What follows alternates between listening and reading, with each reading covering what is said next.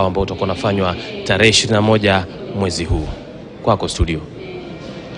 Na viongozi kutoka mji wa Isebania, eneo bunge la Kuria West County ya Migori, wanalamikia kile wanachodai maonevu, unyanyasaji na dhulma zinazolenga jamii moja eneo hilo katika vita dhidi ya utovu wa usalama unaoshuhudiwa. Wakiongozwa na afisa mkuu wa Wizara ya Kilimo kaunti hiyo Lucas Mosenda, viongozi hao wamemnyoshea kidole cha lawama mbunge wa Kuria West kwa kile wanachodai ni kutumia vibaya maafisa wa polisi wanaodai huwakamata viongozi wa jamii moja hususan siku ya Ijumaa na kuwazuia hadi Jumatatu.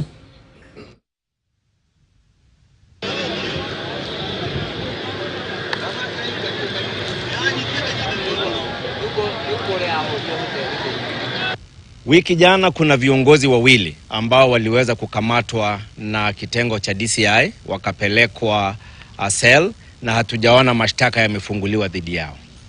Ijumaa iliyopita tuliweza kupata wengine wenzetu wawili waliweza kukamatwa na hicho kitengo cha DCI, wameachiliwa leo asubuhi. Hatujaona mashtaka yoyote ambayo yamewekwa mbele yao.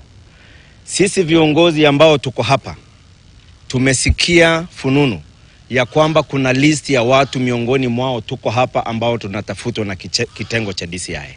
Wale wamekuja washike wale waizi waliomuua ule mfanyabiashara. Majina wanayo wale waizi ni kina nani? Kwa nini hawajashikwa? Na ni kwa nini badala ya kushika wale waizi wana profile viongozi wetu wa sehemu hii? Juzi wakashika viongozi wa vijana wawili wakawapeleka ndani. Hii Friday iliyopita wamenishika mimi mwenyekiti wa manispaa ya Kihanta na mheshimiwa Hoyo wakatuweka ndani. Tumetoka leo kwa sababu mfanyabiashara ameuawa. Maaskari walikuwa hapo karibu. Ukiangalia kutoka kwa border hapo kwa entry gate ya kuingia custom, it is guarded na armed police.